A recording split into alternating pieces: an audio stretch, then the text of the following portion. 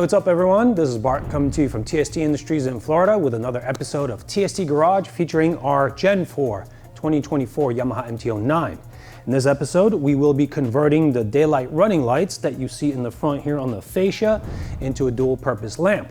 We are gonna go from just one purpose in the lights, which is just running light, constant on when the bike is on, to running light and signal lamp.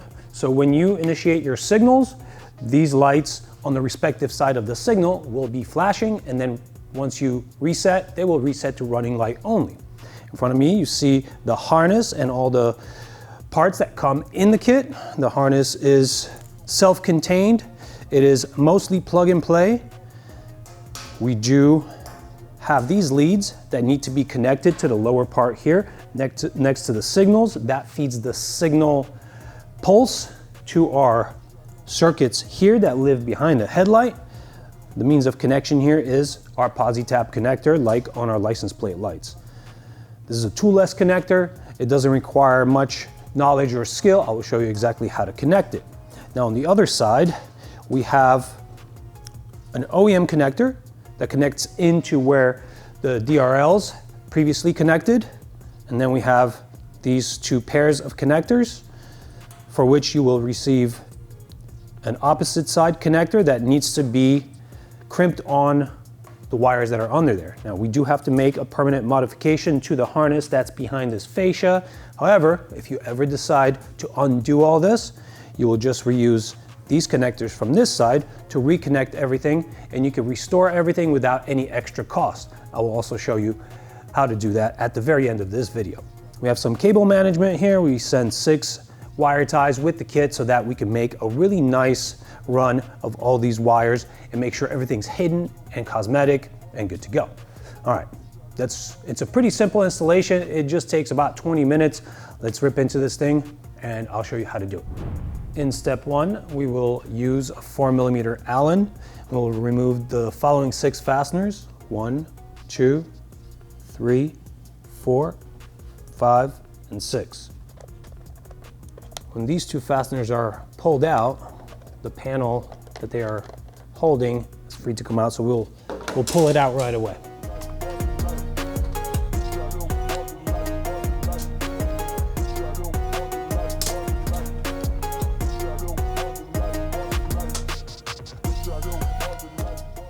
Now we're going to come up back to the top here. We'll need to remove the painted panel that sits over the headlight assembly. This is just clipped in and held in by the panel we already took off. So at this point, if we pop off the clips that are located in here, this will just come off. So I do this by getting my fingertips under the vertex here and just pulling straight out. Do that on both sides. These are the clips that hold everything on. Pretty straightforward. All right, now I will remove the shrouds from the radiator area. We removed these 2 fasteners, so now this can just come out. They do have some clipping geometry here. I typically just get my fingers under there and pry out, and that clears all these guys. Repeat on the other side. Now we'll need to gain access behind this. This component is held on by 3 fasteners, 1, 2, and a similar one from the bottom here, all 4mm Allen. Let's go ahead and pull those out.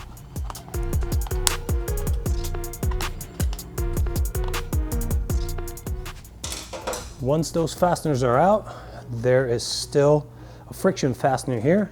It's a peg that interfaces with a rubber grommet, so we just pry away from the mating geometry and it just pops out like so. Here you see the peg. This is the grommet. Now we have these lights. There are 2 separate light units that are connected into one harness.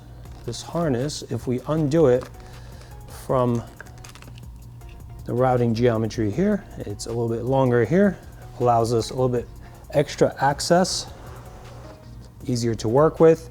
And the lock for the connector is on the inboard side towards the rear of the bike. So we'll press that and withdraw the plug. This is the locking feature here. Press this and it unlocks it. Let's grab a little auxiliary table. Got some tools. I've got the lighting module here. Let's get underneath here. We will need to undo this piece of electrical tape. My favorite way to do that is to just cut through it. It's easier than trying to find the end and unwind it.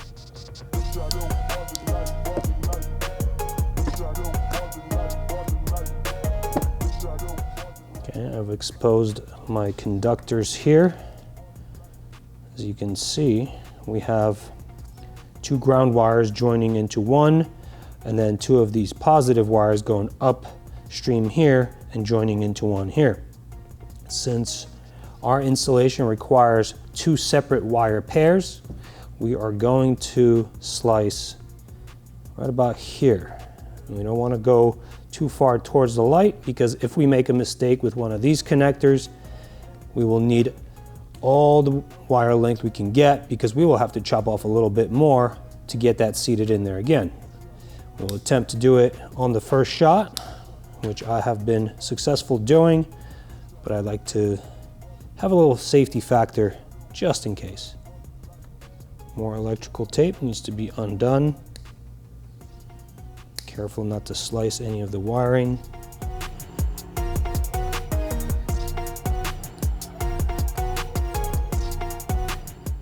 All right, I have about 10 to 12 millimeters exposed here. I have nice blunt ends. They do need to be equal in length. As you can see, I've made them equal.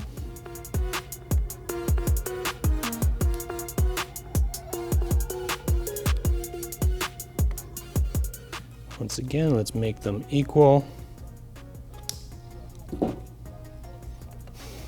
If these wires have a lot of kinks in them, you will need to straighten them out. We do want them as straight as possible. And now let's talk about polarity.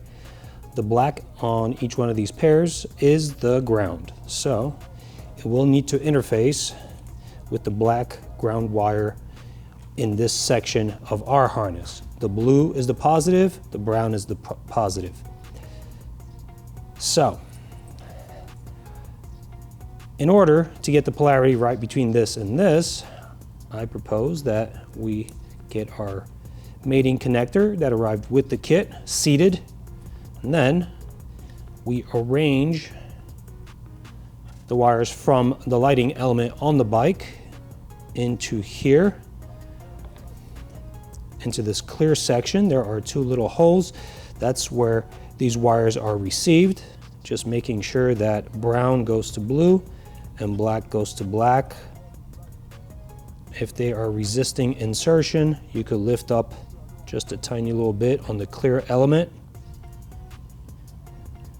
You want to make sure that they are seated all the way to the back here. If you get them in too far, they also will pose a challenge. So there are elements within this connector that are meant for crimping into this wire. At the very end of this video, I'm going to have a little troubleshooting section so that in case you guys have trouble connecting it, or you connect it and it doesn't actually have a proper connection, current flowing through, we'll talk about a couple different things to try. I have these guys seated, and before I press and lock them into the connector, I verify I have blue to brown, black to black, and in fact I do. So let's go ahead and snap it on. Gave me a click, so I know I'm good to go. Now this can be placed back on the bike, but this is a little bit cumbersome, so let's handle the harness by itself. Let's unplug these connectors from each other. If you ever wish to go back to stock on this setup and remove this, you will be able to remove these connectors from the harness after removal from the bike.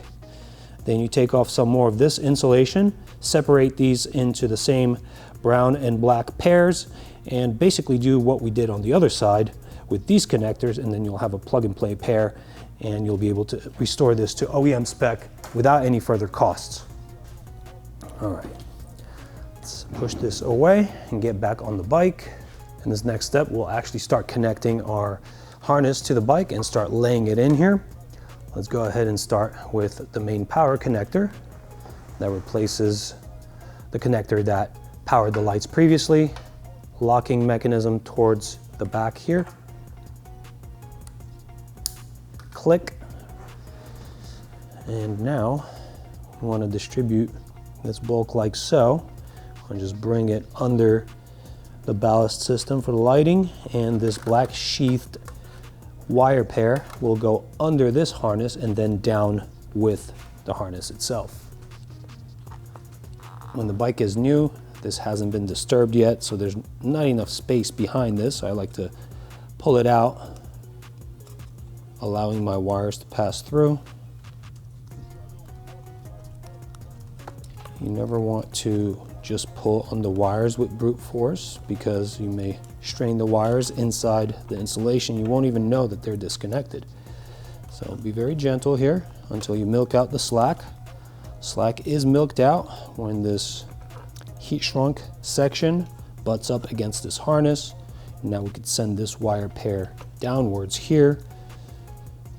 The two electronic modules will live under here, and this will connect to our lamps up front.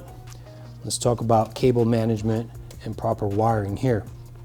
The green is for the right side, so we will go down this loom here and split it off to the right.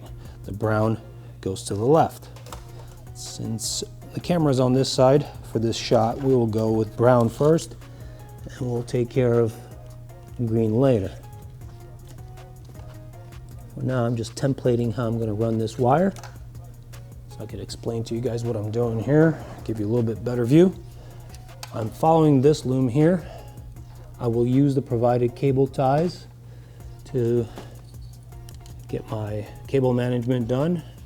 Now there is a harness here that I'm going to wrap around, and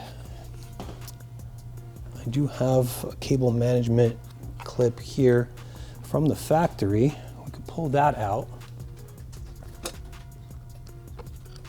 If you want to go this route, you can squeeze the wings on this clip and it will pop out, and then you can rotate it,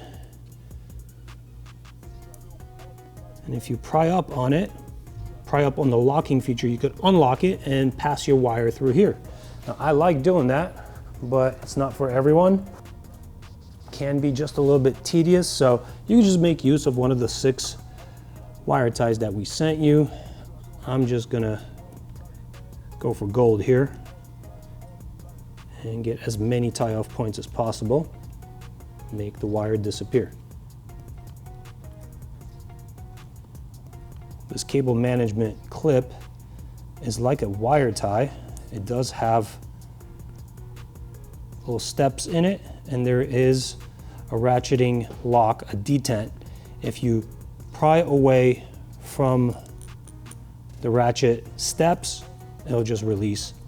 And at that point, we can get our brown wire together, cinched off together with this wire pair. And that way we will have one extra tie-off point here. Again, this is not exactly necessary. I just like doing that because I like as many tie-off points as possible. Re-engage that clip.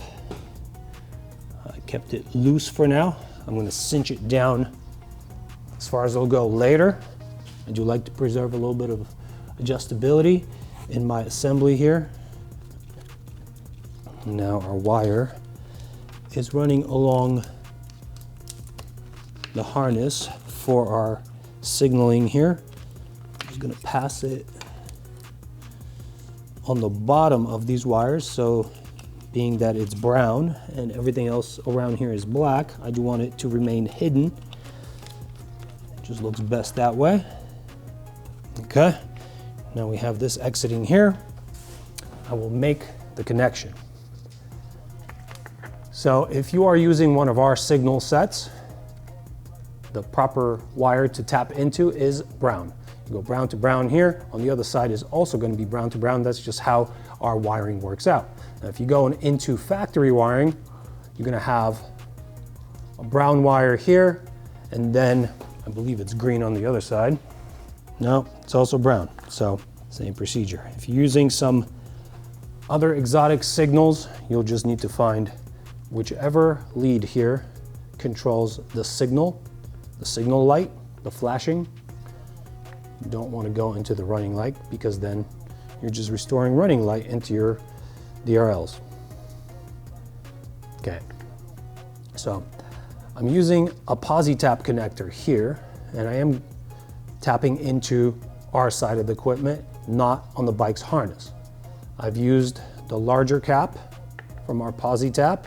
You just unscrew the larger tap. It does have a little slit. The slit accepts the wire that you're connecting into and presents a thread for this piercing element to thread into and then pierce through the insulation and make the connection into the wire itself. And on the other side here, you have a smaller cap. Unscrew that and be careful. These guys are a little cumbersome. If you have fat fingers like I do, these sometimes fall out. So much care is needed here. We will, if there's any insulation left over on the wire here, it is slitted. It is meant to be bare. If it's not, take it off. Then you have about 5 millimeters protruding. You'll go through the unthreaded end of this connector. Make sure that a little bit of that bare wire sticks out, and maintain positive pressure on the wire into this cap as you turn it in to the receiving thread. Once that bottoms out, give it a little tug test. If it doesn't pop out, it should be good to go. For now, I'm just going to do a bare bones cable management job here, just to make sure everything fits. I won't be closing anything up until I have everything connected. I've tested the equipment, verified that all the lights work. Only then will we close everything up. All right, now let's go ahead and run the other side wire. My neatest possible wire distribution and routing as I come down this wire loom is up above the brake distribution block, then behind this radiator mount, and then onto this wiring loom. And once again, I'm gonna make use of factory cable management. This just comes apart, and by pulling it in opposite directions after pulling up on the detent, and then it can be just replaced with the green wire in place. However, I do want to run this wire under this group so that it disappears as it enters into this compartment here. Again, everything's black on the inside here, so let's not expose a green wire to the eyes because that will be eye-catching. Nice and neat, and the green wire doesn't really show. We'll grab a wire tie later from the 6 that came with the kit and make sure that that green wire faces down and everything is nicely distributed and cinched off. Here on this side, like I said before on the other side, we are tapping into the brown wire here. If you're going into the factory side, it's the brown with the white trace. On the other side, that was a brown with a black trace. Same procedure with the Posi-tap.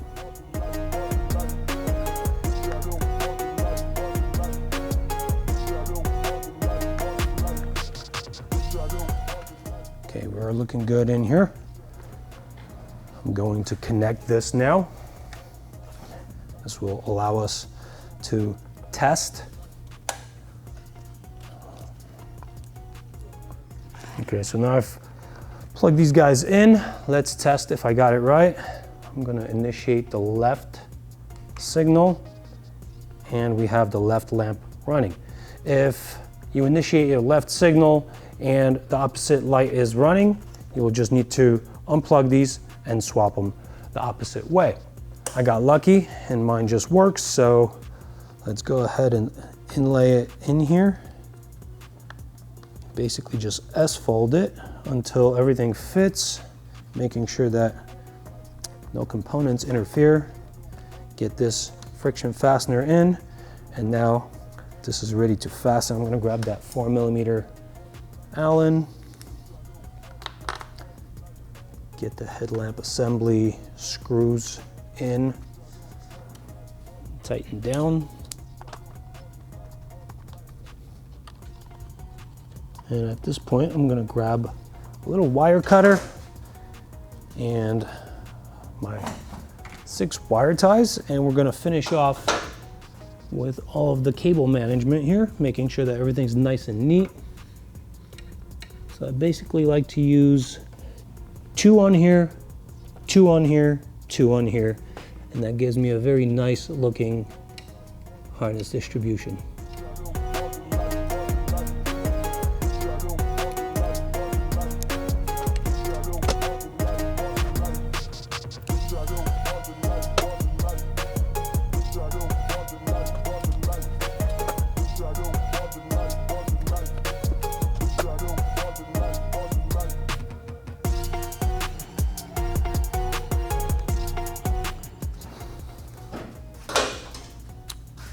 Okay, now all of my wiring is to my satisfaction.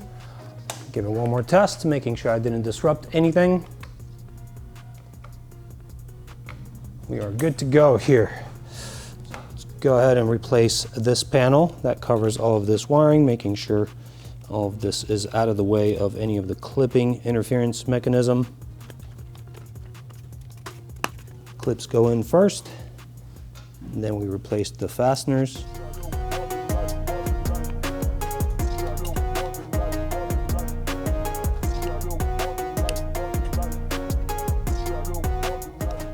And then I will repeat on the opposite side of the bike.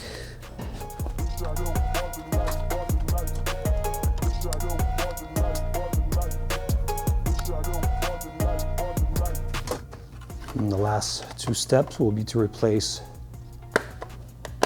the fascia components, making sure all the clips snap in first, then bring this panel into view, align it with the fastener holes.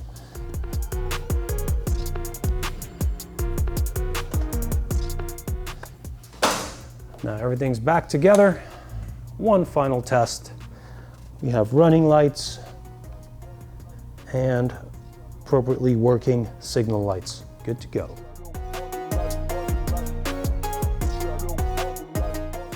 I wanted to make sure that you guys are good to go, so I allowed myself to make a little troubleshooting section here. I've taken one of these connectors and I bent it back beyond its usable range. Please don't bend it back this much. This is just for my demonstration here. Here at this area, here on a closed one, is the detent that closes it and makes that snap. Here we have, I've marked it in red, this is the usable length of strain relief mechanism in here. I typically don't push these wires in beyond that because then you just have extra wire bulk in there that doesn't know how to distribute itself. So this is why I said roughly halfway will probably be good enough. And from the outside, you can see up until here, there is a channel in there. I did mark it in red here so that on camera we could show you. But if you observe on the connector right up close, you'll see what I'm talking about. These are the areas where the wire actually makes connection. It's really at the leading edge. Beyond that, there's nothing catching the wire. So the wire itself will distribute itself between this surface and the bottom surface to form a strain relief that protects you from pulling it out. All right, let's go through this real quick. We make sure that this is not snapped in. I'm using my nail here. You can also use a very tiny flathead screwdriver. And if you have some kind of angle on it already, like this will be good enough. Don't bend it back like I did for the demo unit. Then these holes will now need to accept our wires, and you need to make sure that the wires are straight. Right? If you have a wire that's all kinds of crinkled and kinked, kind of like this, this will not work very well. So if your wire is not straight, then please straighten it or cut off just a little bit more, and then that'll contribute to your success. So I'll feed these in roughly the amount I said I was feeding them in. Here, let me demonstrate on this one. They go in up until the end of the red, and there is a small catch in there that is a little bit more active when you have it in this configuration. Once you reach that end, you press it down with your hand, grab yourself a set of pliers, press down until it clicks. Once it clicks, you should be good to go. Here, it didn't click for me. So, what happens if it doesn't click? Well, I don't like to reuse that same wire length because typically it's already pierced and it's going to have problems. So I cut off a little bit, make sure that I have fresh wire with fresh insulation, and then I attempt it again. This is why I instructed you guys in a previous step to make sure to leave yourself ample wire on the receiving side so that you don't have these issues. In case you do have these issues, you do have a way around them. All right, this one gave me a positive snap. Should be good to go.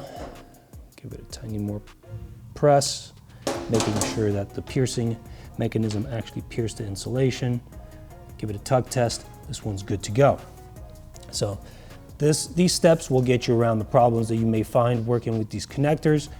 One more thing I wanted to mention is how these come together. Please have patience and put them together slowly.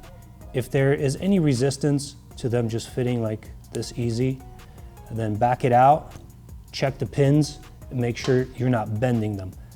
I've seen people just jam these together and bend the pins, and then the connector's unusable. So align the tab against its receiving face, and now align the opposite tab against its receiving face, and slowly push them together until they snap, and then you should be good to go.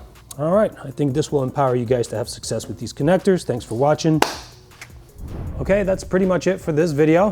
Thank you for watching. I hope you found the video informative and helpful. If you like the parts that I installed in this video, check out tstindustries.com. You can pick those parts up there, along with all the other parts we have for this bike. Keep in mind, the catalog for this bike is growing all the time. This is one of our major bikes that we serve, so we'll keep on bringing you parts. So check back with us, tstindustries.com, and also check us out on our social media. Hit like and subscribe, all that nice stuff. Thank you for watching again. See you later, ride safe.